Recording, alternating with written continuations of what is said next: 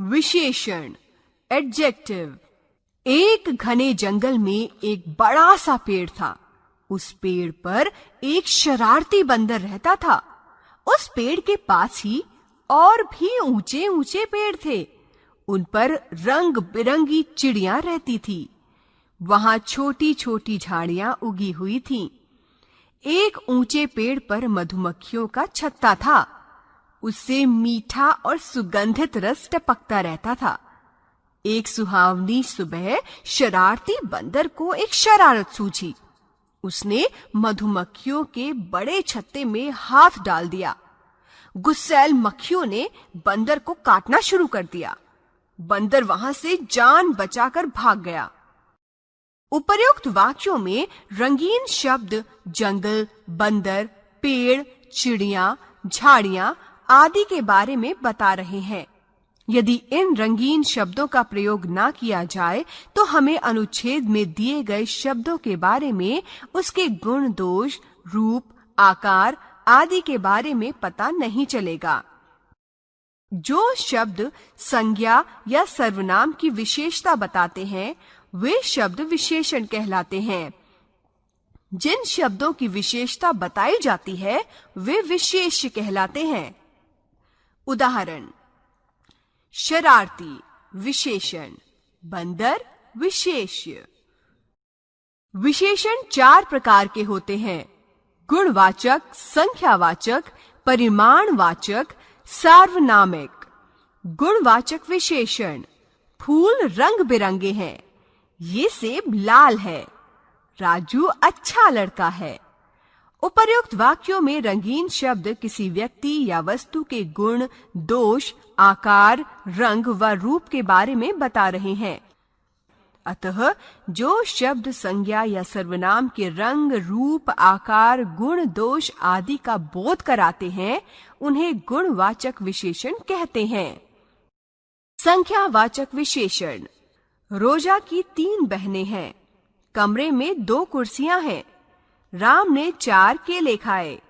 उपर्युक्त वाक्यों में रंगीन शब्द किसी वस्तु या व्यक्ति की संख्या का ज्ञान करा रहे हैं। अतः जो शब्द संज्ञा या सर्वनाम शब्द की संख्या का बोध कराते हैं संख्यावाचक विशेषण कहलाते हैं। परिमाणवाचक विशेषण: मैं 2 किलो सेब लाया। बोतल में 1 लीटर दूध है। मैंने 5 मीटर कपड़ा खरीदा। उपर्युक्त वाक्यों में रंगीन शब्द किसी वस्तु की मात्रा व नाप तोल का बोध करा रहे हैं। अतः ऐसे शब्द जो किसी वस्तु की मात्रा व नाप तोल का बोध कराते हैं परिमाणवाचक विशेषण कहलाते हैं। सार्वनामिक विशेषण: ये आम बहुत मीठे हैं। वो खरगोश गाजर खा रहा है।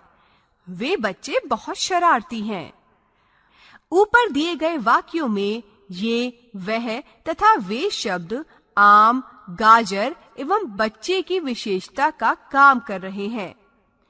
जो सर्वनाम शब्द संज्ञा से पहले प्रयोग किए जाने पर विशेषण का कार्य करते हैं उन्हें सार्वनामिक विशेषण कहते हैं। सार्वनामिक विशेषण को संकेतवाचक विशेषण भी कहा जाता है। ये भी जानें, संख्यावाचक विशेषण 2 प्रकार के होते हैं। निश्चित संख्यावाचक विशेषण: वे शब्द जो संज्ञा या सर्वनाम की निश्चित संख्या का बोध कराते हैं। जैसे मेज पर 10 कटोरियां हैं। कक्षा में 40 बच्चे हैं। अनिश्चित संख्यावाचक विशेषण: वे शब्द जिनसे संज्ञा या सर्वनाम की निश्चित संख्या का बोध ना हो। जैसे मैदान में कुछ बच्चे खेल रहे हैं। पुस्तकालय में बहुत सी पुस्तकें हैं। परिमाणवाचक विशेषण 2 प्रकार के होते हैं। निश्चित परिमाणवाचक विशेषण: वे शब्द जो किसी वस्तु की निश्चित मात्रा का बोध कराते हैं। जैसे 2 किलो चावल, 10 किलो गेहूं, 4 किलो सेब। अनिश्चित परिमाणवाचक विशेषण: वे विशेषण शब्द जिनसे किसी वस्तु की निश्चित मात्रा का बोध ना हो। जैसे मुझे थोड़े से चावल दो। राजू ने दूध में थोड़ी सी चीनी डाली। अब हम जान गए संज्ञा या सर्वनाम की विशेषता बताने वाले शब्द विशेषण कहलाते हैं। जिन शब्दों की विशेषता बताई जाती है वो विशेष्य कहलाते हैं। विशेषण के 4 भेद होते हैं। विशेषण: गुणवाचक विशेषण रूप, रंग, आकार का बोध कराते हैं। संख्यावाचक विशेषण संज्ञा या सर्वनाम के शब्दों की संख्या के बारे में बताते हैं। परिमाणवाचक विशेषण किसी वस्तु की मात्रा व नापतोल का बोध कराते हैं।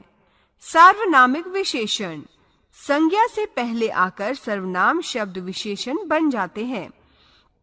निश्चित संख्यावाचक निश्चित संख्या का बोध कराते हैं। अनिश्चित संख्यावाचक अनिश्चित संख्या का बोध कराते हैं।